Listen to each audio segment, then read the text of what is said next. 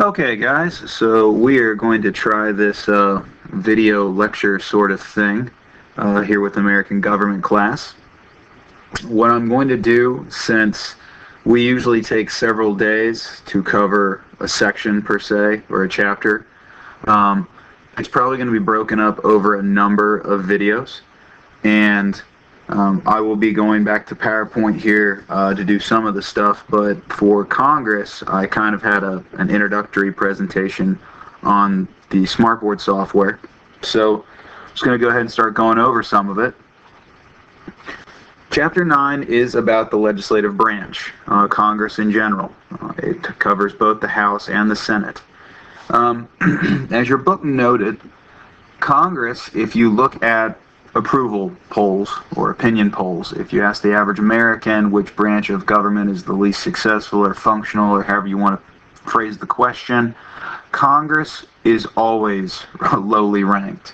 Congress approval ratings, if Congress gets an approval rating by the American public above 30%, I think they take the day off. Congressional approval rankings are abysmally low historically, and especially in recent decades. As your book said, less than 1/3 of Americans typically approve of Congress. And so it's interesting. We hate Congress, but everyone loves their congressman. And some people might say, I don't love my congressman. Okay, the statistics show that we love our congressman. And I say that because incumbency rates are dramatic in Congress. If we despised our congressmen and congresswomen, they would not get reelected. Yet if you look at Congress, everybody there gets reelected time after time after time. So we despise the institution, but we love the individual that we sent to the institution. Why is that? Well, there are several aspects to it. And I'll get into all of them in detail, but the general answer is we don't blame them. And they're able to convince us that it's not their fault. They're able to play the sort of it's out of my hands card. You know, I fought the good fight, but I am one member of 430 some odd congresspeople. I am one senator out of 100. So they can try and play the whole, I went to Capitol Hill and I fought the good fight for you. I was just overwhelmed by the bureaucracy. I was defeated by the other party. It was the swamp, whatever you want to term it. And so we've come to view our congressmen, or I should say our congresspersons, as our representative in a losing fight, so to speak. Now, one thing that, of course, people as of late have noted is Congress has become very polarized, very partisan. That is not unique. Our Congress went through this previously. You might remember studying progressivism in American history. That was an era when party was everything. So the progressive era was incredibly partisan. During the progressive era, your book said, between 1890 and 1910, 2/3 of all votes in Congress were along a party split. And in several sessions, more than half of all the roll calls found 90% partisan vote. So partisan politics was something that existed a little over 100 years ago in our Congress. Over the course of the 20th century, that began to die. Or I should say faded. I shouldn't say die. It obviously made a comeback. What occurred was basically bipartisanship effort to get certain things done. You started to see Democrats and Republicans crossing the aisle when they found common ground and common interest. And by the 1980s, though, you started to see polarization creep back in. And we're going to look at why that happened here in a moment. By the late 1990s, when I was in high school, it started to get worse. And by the early 2000s, it had really rooted in our system.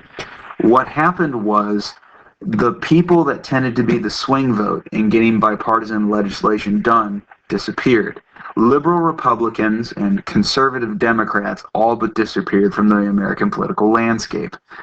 Back in the day, you would have congressmen from the South who might be liberal in their approach to, let's say, government programs and government spending. but they were conservative on social issues. Or you might have people from the North who were Republican or conservative in their fiscal policies, defense policies, certain things like that. But when it came to social issues, they might be more liberal-minded. And so you had these groups that would be able to cross the aisle on certain topics. And then, of course, as we've already learned, that leads to being able to make a deal on something else down the road. Now, one problem, I shouldn't exactly call it a problem, but one flaw, let's call it that. Our Congress has never been the idealistic utopia of disinterested, noble public servants that our founding fathers wrote about. The idea that a man goes to Washington, D.C. to serve his country, to serve his constituency, and that he doesn't want a thing from it, that's never been the way that Congress operates. Congress has always been a business, so to speak. And congressmen go there. They have a reason they go there. Nobody just wakes up and says, I'm going to be in government. People wake up and say, I'm going to be in government because I want to get this passed or I want to push this agenda or whatever. And so that is one thing that I would say. If our founding fathers thought that they were going to make a political organization full of these men who had nothing in the game, they failed. Now, I will say that while our Congress is partisan, and while partisan polarization is a fact of our current political landscape, we are not Parliament. We are not England. We did recognize partisan politics might be an issue, which is why we made a Congress and not a Parliament. And we will go into far more detail on the differences, but let's start breaking it down. First of all, the names. The word Congress, if you look at the origin of the word Congress, it means a coming together. The word Parliament comes from parler, to talk. And that kind of gives you a generic idea, just in the name of itself. Congress, a coming together of various groups, various factions, various ideas, various votes. Parliament, in saying, it's there just to talk, kind of gives you the idea in that it's more of a discussion or debating society rather than an actual place where different things are going to be hashed out and worked out. And now, obviously, there is an awful lot of talk that occurs in Congress, but the members of Congress are there to represent their unique interests, their unique districts, groups, etc. In the House of Commons, in a parliament, I'll just use the English House of Commons primarily as my example, but in a parliament, you get where you are by convincing the party to support you. You basically are a party lackey, and that's how you get to be on the ballot. In our country, if you want to be in Congress, you go out, you campaign, you try and get yourself the nomination for your party, and then you try and get on the ballot in the general election. In a parliamentary structure, you have got to get the party to support you and get you on there. I would say that the easiest examples of that kind of playing out in American politics that you might be able to relate to very recently, Donald Trump and Bernie Sanders. I'm fairly certain everyone's aware that in 2016, neither of those were the quote-unquote favorite sons of their parties. It's well documented that the Democratic political party went out of its way to try and assure that Bernie Sanders did not get the nomination. They wanted Hillary Clinton, and we're all aware that there was a wing of the Republican Party that wanted to do any and everything possible to prevent Donald Trump. They were not the ones the party wanted. Now, in one case, still got the nomination, but in the other case, as you can see, denied the opportunity. But they were able to compete for it. In a parliamentary system, you can't, how do I want to say this? You can't go against the will of the party leadership. The party leadership has the final say. The people do not. So candidacy in a parliamentary system is up to the party. There's no upsets. There's no dark horses, per se.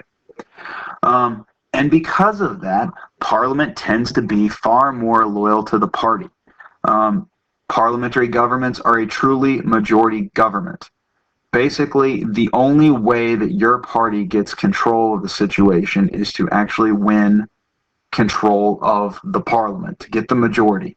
And the only way you do that and hold on to that is to consistently get your legislation passed. For example, when one of the political parties in England wins an election, they then sit down, they choose the prime minister, and then they go about filling the cabinet with their people. Unlike our system, where it's a more blended system, in England, the party who wins basically pulls the strings of power. I realize the president and prime minister are not the same person, but Congress has no control over who wins the presidential election, whereas in a parliamentary system, they choose the prime minister. You also have no say over the president's cabinet. Now, I know someone, if we were in class, would raise their hand and say, what about confirmation hearings? Okay, they have confirmation hearings, but let's be real. If the president, outside of some glaring issue, the Congress is not going to prevent the president from naming persons to his cabinet as long as they meet the general expectations and qualifications. The executive branch is relatively independent of the legislative branch. Not exactly the case in a parliamentary system. Congress is also party independent. You can vote against your party and not lose your job. We saw it not too long ago in the impeachment stuff. There were Democrats who voted against impeachment. We saw this when I was your all's age, when Bill Clinton was impeached. There were people in the Republican Party who crossed the line. This happens all the time on bills. And so you cannot vote with your party and keep your job.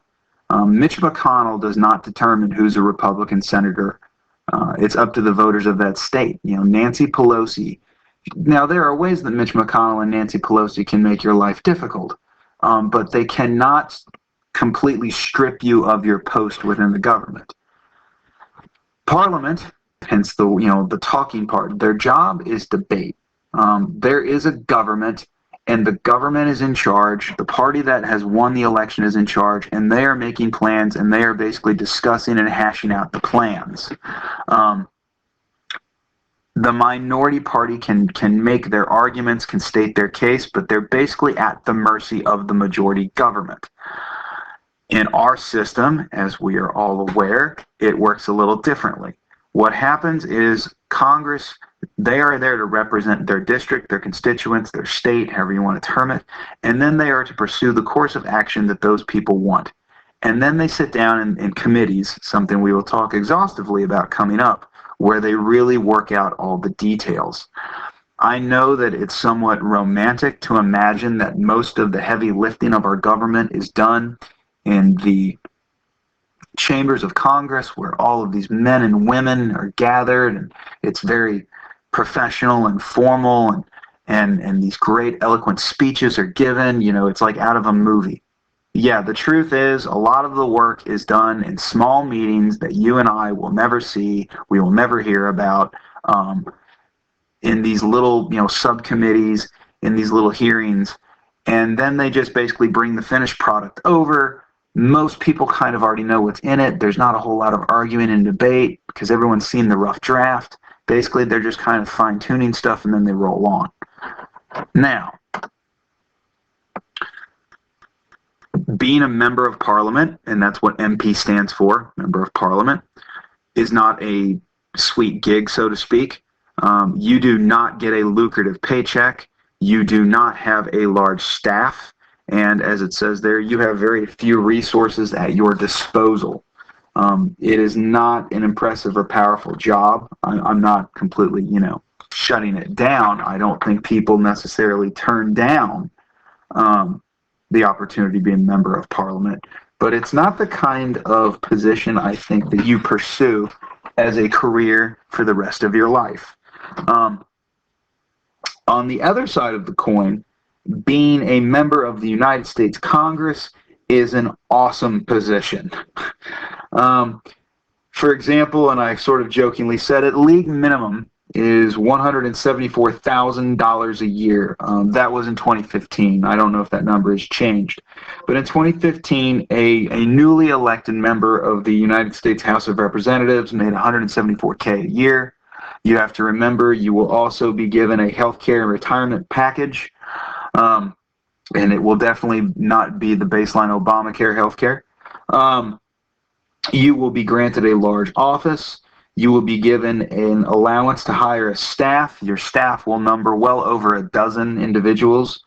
I would also like to mention that the House Majority and House Minority leaders earned $193,000 a year, and the Speaker of the House earned $223,000. You will also be given travel expenses. You will be given what's called the franking privilege, which means you're allowed to mail anything back to your home district without having to pay for postage. So you've got a lot going for you. Now, the nature of the beast, so to speak, means that Congress, it's all about you, party second, at the end of the day. You have to ask yourself when you go to make a vote, when you go to make a decision, when you go to make a statement, how's that going to play back home? Because the Republican Party can't keep your job. You've got to win an election. Nancy Pelosi cannot keep you in your seat. You're going to have to win an election. You're going to have to remember that come November or next November or however many Novembers from now, whenever you're up for re-election, you're going to stand for re-election. Your party is not. And so that is why, again, unlike a parliament, you will find people who break away and kind of chart their own course in Congress, which is not very common in a parliamentary system. But again, in our system, you've got to go win re-election. Now granted, the party can help you. And the more loyal you are to the party, the more the party is going to invest in helping you, protecting you, supporting you, etc. But if it's kind of one of those make it or break it decisions, you might have to break with your party ranks in order to save your spot come next November. So, I started out mentioning we don't have a good opinion of Congress. Why do we despise Congress? Well, it's in the structure of Congress. Deep down inside, we like decisive, swift leadership. We like the person who walks in the room and just starts barking out orders and getting things done and attacking problems, full bore. We don't like to sit there and have a meeting and have a follow-up meeting and have a bunch of emails and have a bunch of talk. Everybody deep down inside kind of likes the idea of the kind of take charge leadership model. And that's not Congress. Congress is not designed that way, and it will never work that way. And again, as you can see, okay, so we want that take charge kind of leadership, then start asking you these questions. Asking yourself these questions. Now, obviously, some people might have very clear-cut answers based on their political ideology or belief system, but it's not that simple. Let's just say you're very liberal deep down inside. All right, I want to see the Democrats in charge. Well, not all Democrats are the same. Which Democrat do you want? Do you want Bernie Sanders? Do you want Joe Biden? Do you want Kamala Harris? And I realize I'm mentioning presidential candidates, but I figured their names you're familiar with. And so then you have to ask yourself, at that point, okay, do I want more socialistic? Do I want more moderate? That, or on the other side of the coin, okay, I want to see the Democrats in charge, and I know that I want it to be more of a Bernie Sanders sort of model. What about people who aren't Democrats and who aren't Bernie Sanders? What about conservatives? What about libertarians? What about Green Party members? How will they be treated? How will they be handled? What is in it for them? And so these are all issues you have to think about, and that's why we have to have these discussions and debates, which make Congress unpopular. And as I said, our congressman is very good at portraying themselves as the champion of us, going to Capitol Hill, fighting tooth and nail for us. Sometimes they win, a lot of times they lose. And they lose not because they failed to fight hard, but because the system is rigged.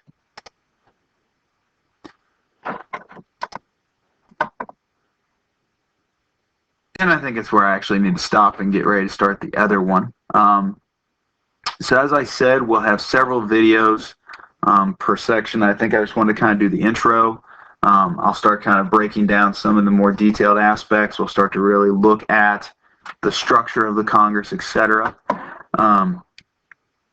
What I will do when I do these videos is I will kind of just put them up as, Chapter 9, Part 1, Chapter 9, Part 2, rather than specific sections. I can try to do that. I am just fearful that I will get carried away or confused. So I will just try and go that route right now, and we'll see how that works. If need be, obviously, we can always relabel stuff.